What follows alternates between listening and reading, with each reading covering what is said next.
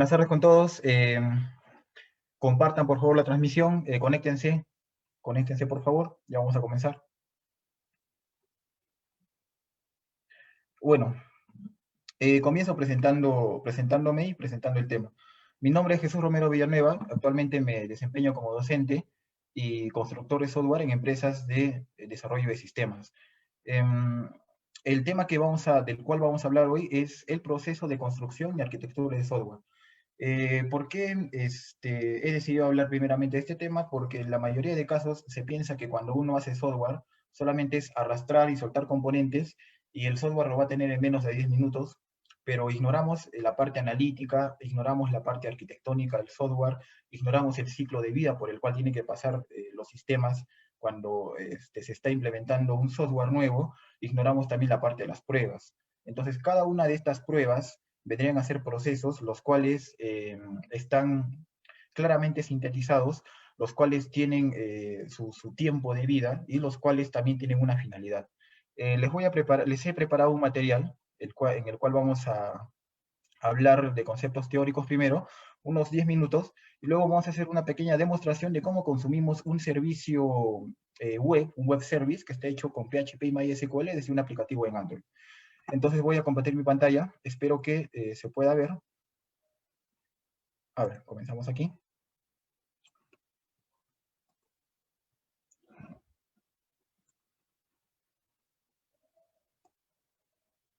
Sí, se puede ver, disculpen. Confirmen, por favor. Disculpen, voy a estar pendiente también al celular. Sí. Ok.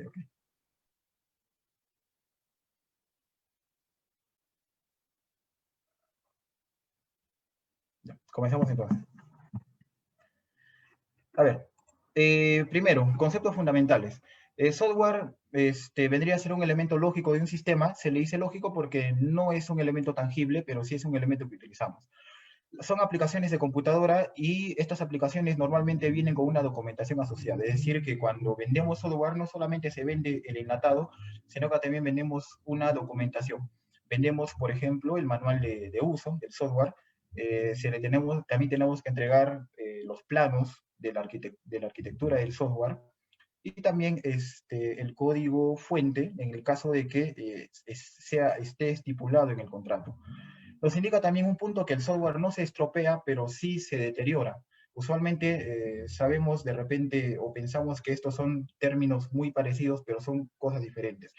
El término no se estropea quiere decir que el software no se va a malograr al caerse o no se va a romper, no va a sufrir un daño físico, porque sabemos que el software es un elemento lógico. Y se deteriora significa que el software con el pasar del tiempo se va haciendo obsoleto. ¿Ya? Ciclo de vida del software vendría a ser el conjunto de fases que concluyen con una versión de un producto de software.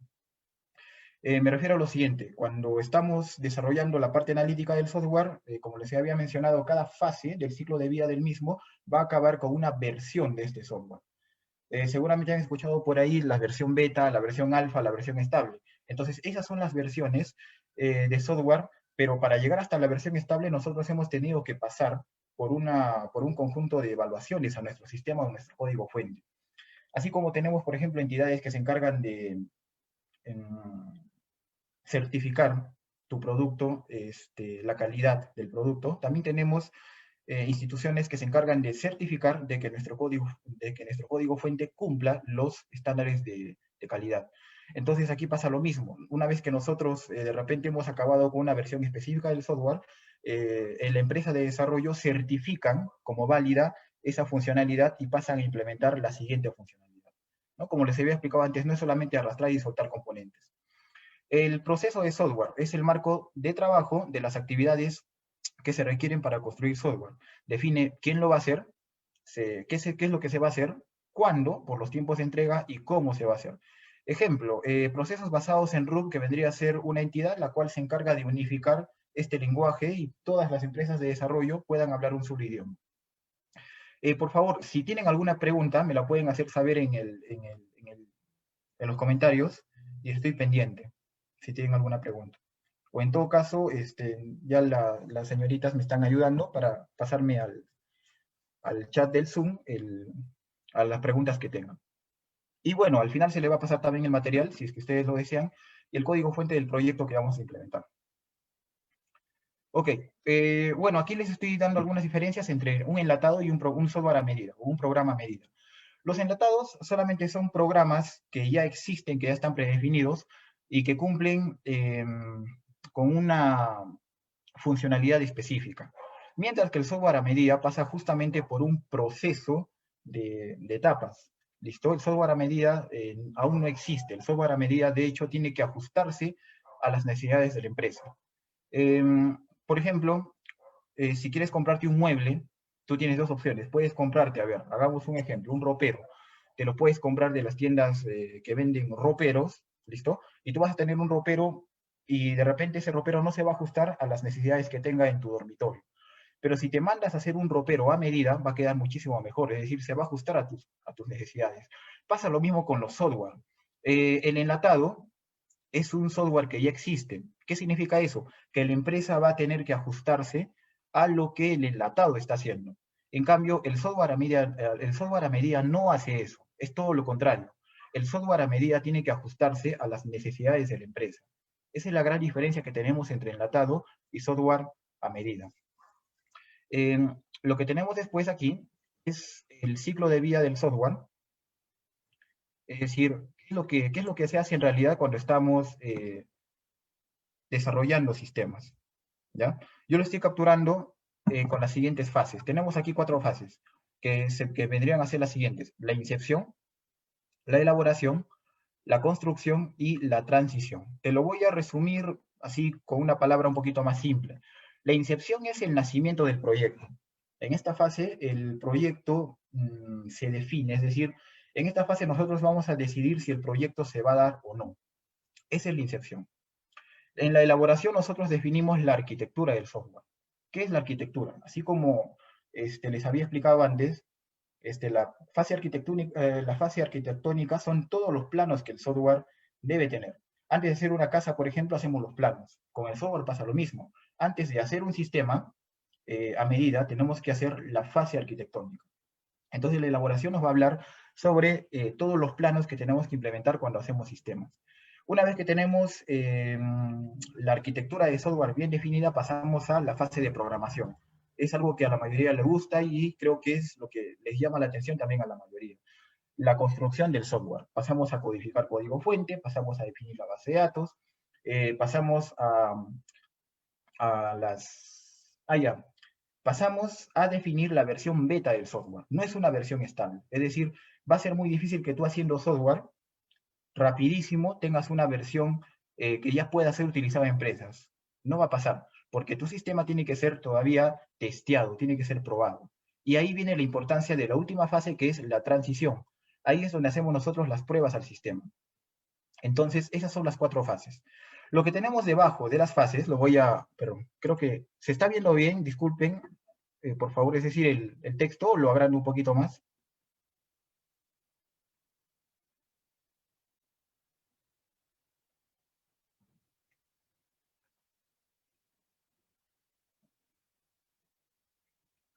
A ver, un momento, por favor.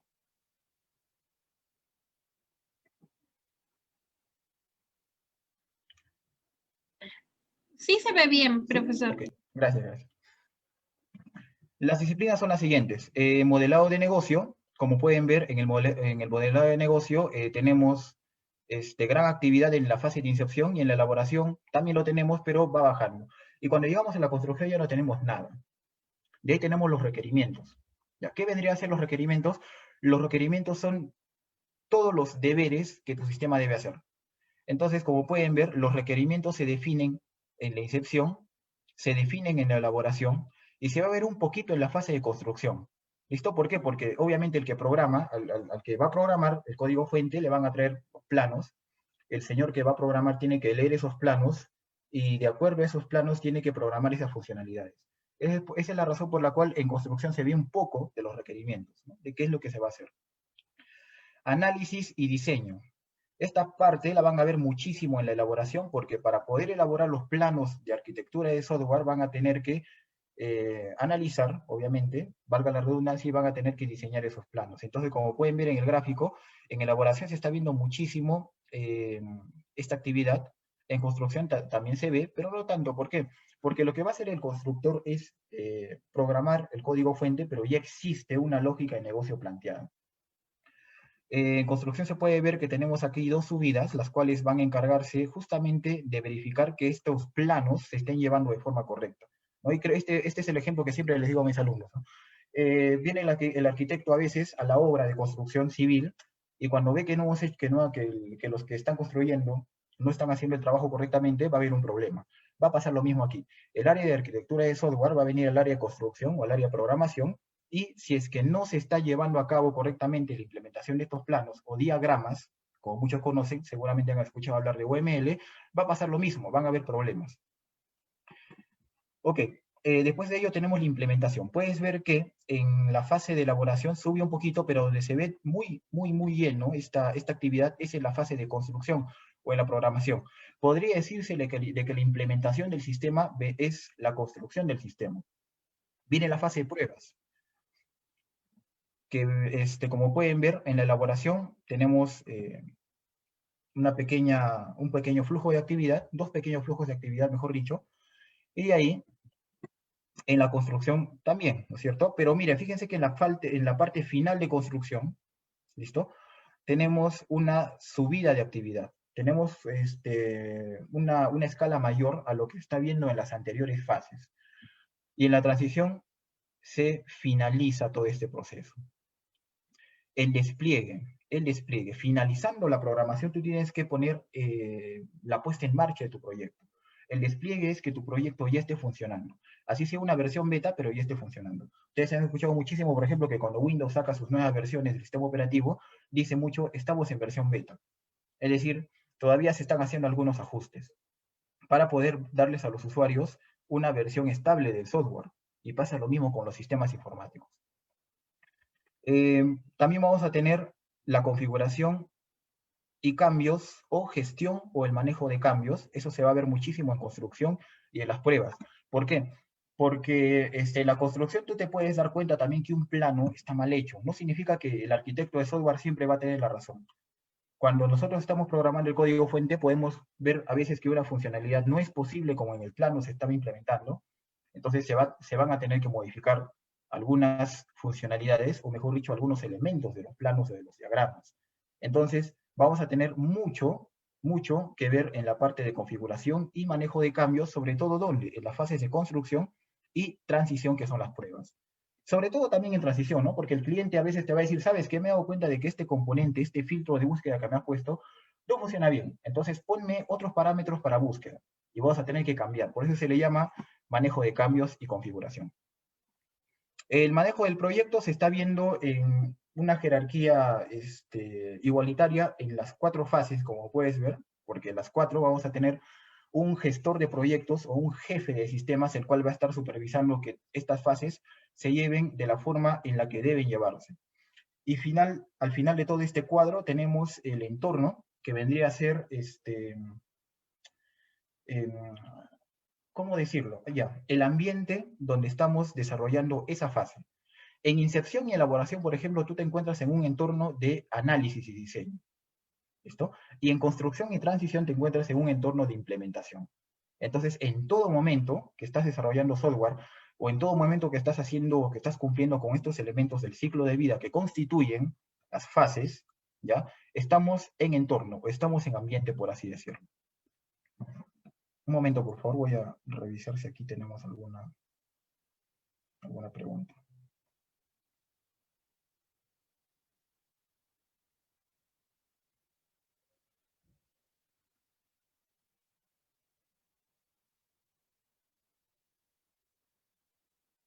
Ok. A ver, un momento, por favor. Voy a ir levantando los servicios para poder hacerles la demo antes de continuar, disculpen.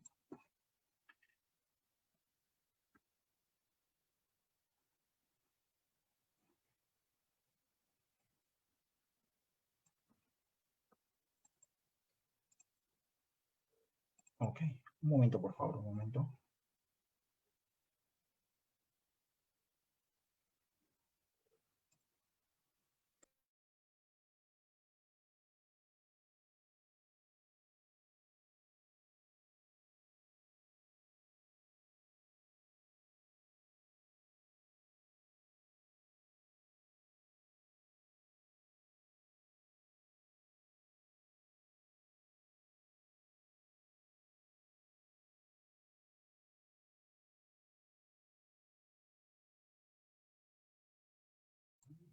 Ok. A ver, un momento, por favor.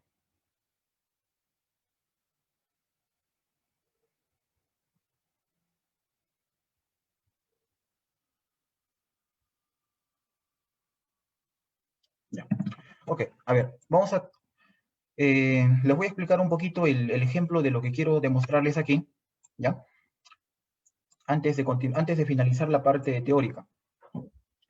Me hubiera gustado hacerles una demostración utilizando un entorno más vigente, pero por problemas técnicos y también porque ahorita estoy con la conferencia encima, no voy a poder ejecutarlo utilizando Android Studio. Entonces lo que tengo aquí es mi entorno, el entorno Android con el que voy a trabajar, que en este caso es Eclipse, y lo que tenemos también es un servicio web. A ver, vamos a moverlo aquí, disculpen un ratito, por favor. Ya he levantado mis servicios. Entonces, tengo una pequeña base de datos, la cual va a almacenar productos. Entonces, esa base de datos la vamos a poder ver aquí en el navegador. Y aquí también tengo un pequeño módulo para guardar productos. Vamos a hacer la prueba, disculpen. Primero vamos a acceder a nuestro módulo para insertar productos, que es este de aquí. Está hecho con PHP y código bien simple. Ahorita vamos a explicarlo. Pero les explico lo que está haciendo. Miren, esta es mi base de datos ahorita. Espero que se pueda ver. ¿Ok? Y tenemos la base de datos de... Vamos a trabajar con prueba DB, que es esta de aquí. Vamos a seleccionarla. Y voy a hacer una pequeña consulta para que me muestre todo lo que tengo en la tabla de productos. Entonces aquí, vamos a hacer un select, que nos muestre todo de la tabla de productos. ¿Ya? Bueno, para los que no son de informática, les explico un poquito qué es lo que estamos haciendo con esta línea de código. Estamos haciendo una selección de todos los registros que tenga nuestro objeto TBL producto. ¿Ya? Lo voy a... yo al final les puedo pasar esta pequeña API, no se preocupen, para que lo tengan. Un momento. Ok, ahí está. Entonces, pues, miren lo que voy a hacer. Vamos a ejecutarlo.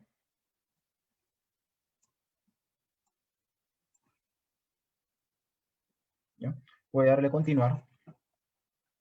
Y voy a desactivar un ratito la cámara, por favor. Van a disculpar. Ok, aquí está, miren. Y tengo los siguientes productos. Tengo leche Gloria, tengo papitas Lays, tengo gaseosa, chocolates Don Ramón, tengo naranja y mantequilla. Entonces lo que voy a hacer es dirigirme a mi aplicación web, que es este pequeño módulo, y vamos a guardar algo. Vamos a guardar, a ver, se me ocurre queso. Vamos a ponerle 15 soles el monto del queso y un stock de 50 moles de queso. Y vamos a guardarlo. Fíjense bien en todo, por favor, porque para que entiendan este ejercicio, necesito que se fijen en algunos detalles como el mensaje que va a mostrar. Cuando guardemos el producto, mire que aquí ha salido un mensajito que dice Data Inserted. Claramente dice Data Inserted. Acuérdense de ello. Y con estos signos de admiración cerrados. Entonces, si yo me dirijo nuevamente a mi base de datos y vuelvo a ejecutar mi consulta,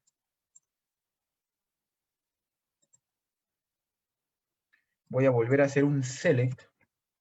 Voy a copiarla del bloc de notas, ¿ya? Que será más fácil, para no perder tiempo. Vamos a hacer esto. Ok. Y ahora mire lo que va a pasar cuando lo ejecutemos. Vamos a maximizarlo. Ok, entonces, si revisan bien, hemos guardado el producto queso. ¿Listo? En la base de datos. ¿Ok? Entonces, hasta ahí todo bien. Ahora, ojo, no he querido hacer algo más llamativo en la aplicación. ¿Por qué? Les explico lo siguiente. Si hacemos un módulo más estético, es decir, más bonito, con más efectos, no sé, con alguna plantilla predefinida, sí, va a estar más bonito, va a estar más llamativo para el cliente y de repente para personas que no son de sistemas, ¿sí? Pero el código fuente también va a estar más recargado y lo que se quiere es que entiendan en qué consiste el ejercicio que quiero demostrarles. Entonces, hasta ahí lo que tenemos es un módulo web que guarda datos en una base de datos, valga la redundancia, ¿no? Entonces, de cuenta que cuando chateas en tu Facebook, ¿no es cierto? Todo lo que chateas se almacena en una base de datos. todo, absolutamente todo. ¿Ya? Entonces, disculpen por favor. Entonces, ¿qué es lo que cuál es el ejemplo que les quiero mostrar? Bueno, muchos piensan, por ejemplo, que las aplicaciones móviles se conectan directamente también a una base de datos. Y no es cierto, ¿ya? A ver, les voy a mostrar un poquito el código fuente de lo que hace este módulo. Para ello voy a abrir mi editor de código. Sublime Text. Ok. Entonces, miren lo que hace este bloque de código. Vamos a estirarlo un poquito más. Ya, miren. Este es el código fuente. Este es el código fuente de la funcionalidad para guardar un producto.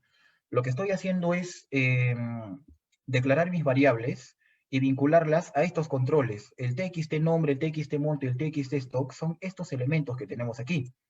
Txt nombre, txt monto y txt stock. Estas cajas que estás viendo son mis controles, que están siendo vinculadas con mis variables. Después de ello me conecto a la base de datos, ¿no? Me conecto a la base de datos, le envío una consulta para insertar los datos, configuro mis parámetros, ejecuto la consulta y cierro la conexión. ¿Y se acuerdan del mensajito que botó al final, que decía data inserted, que es este de aquí?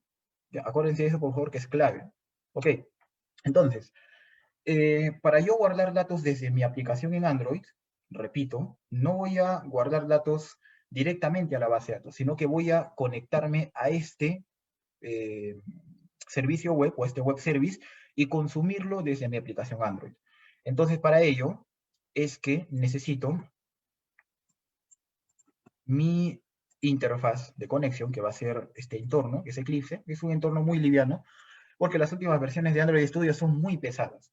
Y de hecho, los lenguajes utilizados de programación, y se habrán enterado, ya en las noticias ha salido también de que Java está siendo desterrado y que están utilizando Kotlin, que es un nuevo lenguaje, para poder crear aplicaciones móviles. ¿Ya? Entonces, a ver, yo aquí, sí, este es el ejemplo, pero este está trabajando con otro. A ver, ahí nomás. Vamos a... Okay, ya. Miren, les voy a presentar un poquito la interfaz que quiero implementar para que se entienda el ejercicio. Vamos a esperar un momento a que cargue.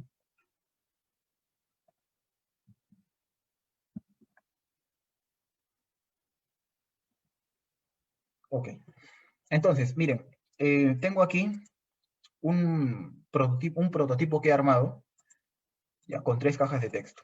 Entonces, lo que voy a hacer es conectarme desde este Activity, o desde esta interfaz gráfica de Android, a mi aplicación web, al módulo de guardar productos, y que se almacene en la base de datos. ¿Listo? Entonces, para ello, me voy a dirigir a mi archivo. Perdón. Vamos a abrir primero la máquina virtual. Vamos a inicializarla.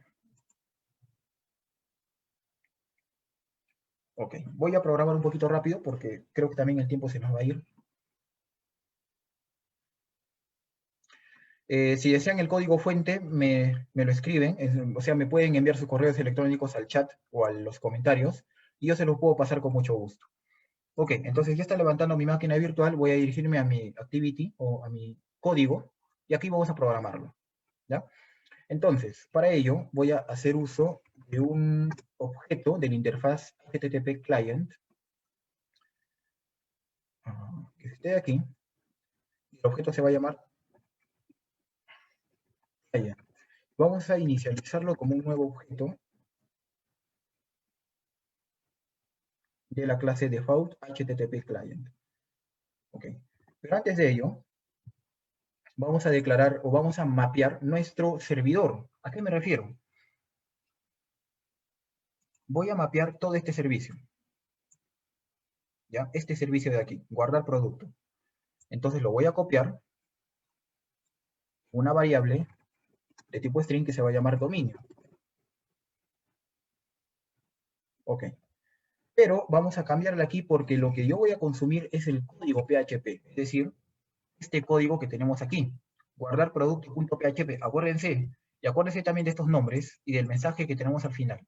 Txt nombre, txt monto, txt stock y el mensajito, data inserted. Entonces tenemos aquí, ya está mapeado el servicio. Obviamente acá tenemos que cambiar localhost porque vamos a ejecutarlo en un celular. Entonces, ¿qué tengo que poner aquí? Miren, simple. A ver, un momento. Esta es mi dirección IP, 192.168.1.23. Entonces, lo que yo tengo que hacer aquí es conectarme por el momento, como esta es una prueba local, con una dirección IP que es la de esta computadora. Después de ello, está llamando a la carpetita donde está guardado el servicio, ¿ya? Y llamamos al servicio web que queremos consumir. En el caso de que tu aplicativo web ya esté en internet publicado en algún alojamiento, entonces lo único que tienes que hacer es llamar al dominio de ese alojamiento. Nada más. Después de ello, vamos a declarar el HTTP post, que es el que va a ayudar a mapear el servicio. Vamos a llamarlo aquí. El objeto se va a llamar post.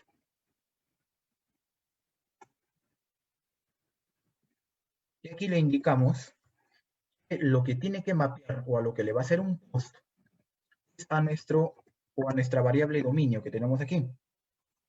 Listo.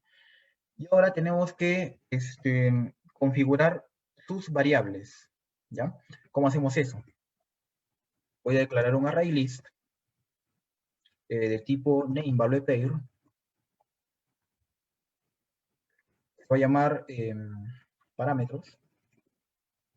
Y lo inicializamos como un nuevo objeto. Este de aquí. Ok.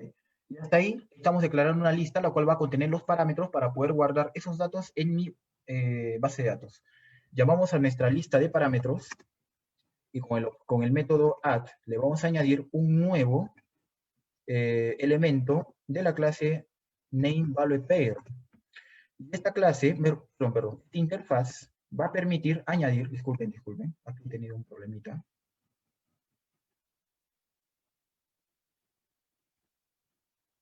A ver.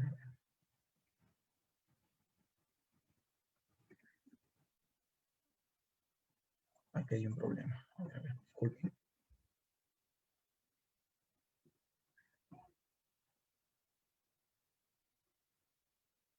Ah, ya, entiendo.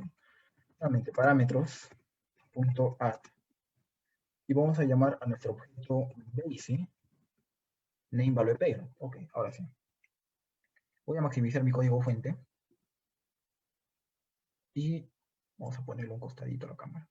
¿Qué es lo que va a hacer aquí? Mire, vamos a llamar al parámetro de nuestros componentes en PHP, es decir, el txt nombre, y va a trabajar con un control de Android, o sea, con estas cajas de texto que yo aquí he declarado. Es decir, el text nombre, o el edit nombre, el edit monto y el edit stock.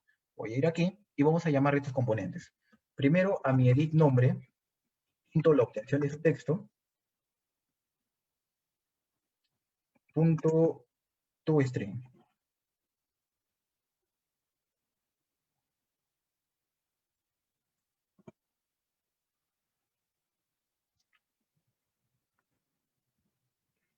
Ok. Esta línea de código vamos a copiarla una vez más.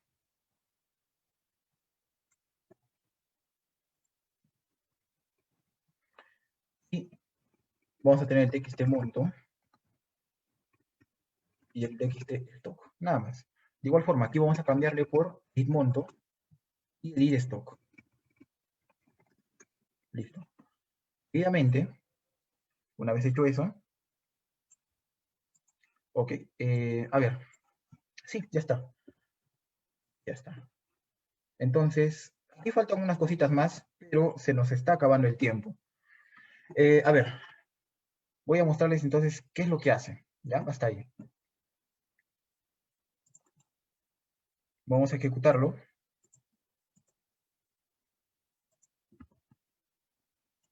Esperamos un momentito a que se lance mi máquina virtual. Está cargando. Esperamos un rato a que cargue el aplicativo.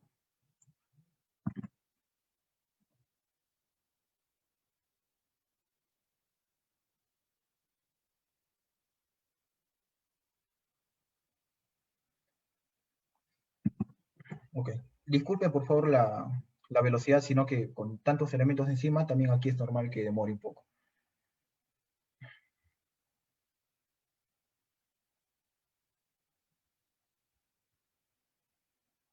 Ok, miren, aquí ha cargado ya mi interfaz. Entonces, ¿qué pasa si es que ingreso un nombre? Por ejemplo, vamos a ingresar aquí galletitas, ¿ya? Galletitas. El monto vamos a ponerle a 4.5 y vamos a poner un stock de 300 soles. Perdón, 300 de stock, 300 unidades. Vamos a guardarlo. Miren lo que pasa. Y el mensajito ha salido aquí arriba, como lo pueden ver, Data Inserted. Vamos a ver si es que ha guardado las galletitas. Nos dirigimos a nuestra base de datos. Aquí. Y vamos a volver a hacer una consulta. Para ver si es que ya lo insertó. Ok, entonces aquí, miren, voy a copiarme la consulta de selección. Y vamos a volver a ejecutarlo.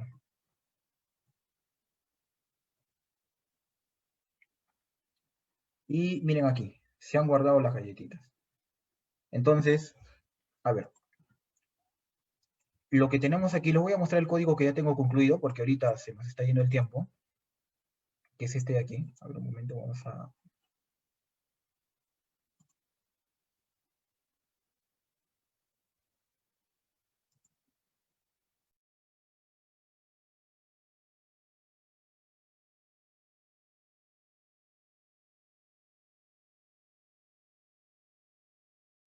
Ok, entonces, miren lo que tenemos aquí. Y aquí está concluido ya. Se los voy a mostrar de esta manera.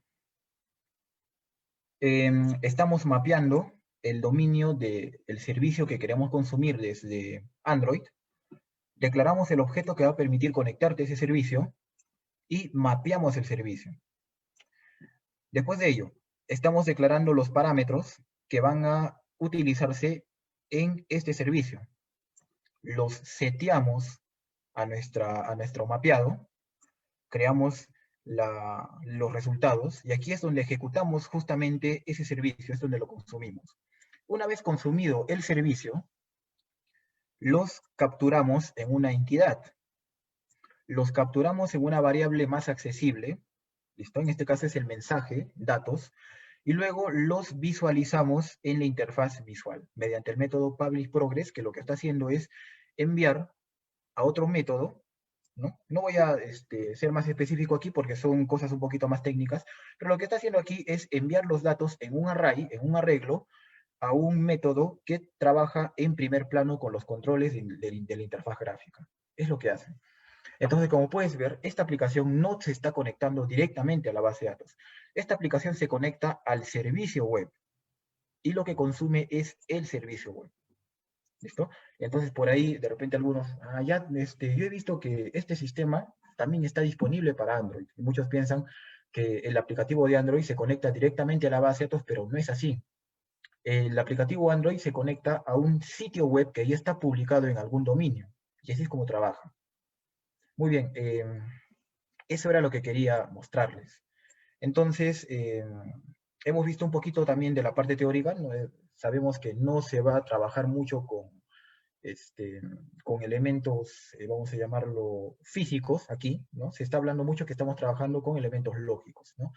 Entonces requieres de entornos de desarrollo integrados, requieres de editores de texto, requieres de servidores, ¿ya? Ahora, para el que se pregunte de repente, ¿necesito una buena computadora para comenzar a desarrollar aplicaciones? No, no necesitas una muy buena computadora. Es más, puedes hacerla con una computadora con unos requerimientos muy bajos, ¿sí? Claro está que el rendimiento no va a ser el mejor, pero puedes iniciar con eso. Y bueno, ya para despedirme, algunos consejos adicionales. Construyan algo. Los que, en el caso de que seas informático, siempre tengan algo. ¿Por qué? Porque cuando se les presente alguna oportunidad laboral, el que te hace la entrevista te va a preguntar si cuentas con un portafolio. Y te va a decir que le muestres ese portafolio en caso de que cuentes. Y en caso de que tú le des una respuesta negativa, obviamente significa que no has construido nada en tu vida. Entonces, en tus tiempos libres, aprovecha y construye algo si es que sabes programación. Si es que te gusta la programación, puedes matricularte al curso de informática, o mejor dicho, a la especialidad de informática para poder aprender a hacer este tipo de aplicaciones, ¿no? Aplicaciones como Facebook, aplicaciones como Globo, aplicaciones con todo tipo de tecnología. Bueno, un pequeño cherry, disculpen. A ver, ya. El próximo inicio de clase, chicos, para todos en general, es el 16 de noviembre en las carreras de contabilidad, administración de empresas y computación e informática. Entonces, yo sé que aquí hemos tenido muchos tecnicismos, pero para poder entenderlos al 100%, yo recomiendo que estudien informática, que es una carrera muy, muy, muy interesante y muy bonita. Si es que hay algún otro tema del cual deseen que se hable más adelante, pueden también proponerlo en los comentarios y vamos a estar pendientes. Si es que quieren el código fuente de este prototipo, un poquito, obviamente lo voy a refinar un poco más y lo voy a enfrascar en un archivo comprimido para que ustedes lo tengan. Me pueden enviar sus correos electrónicos también y con mucho gusto se los voy a pasar. Entonces, yo creo que nos quedaríamos ahí. Hasta acá sería la transmisión.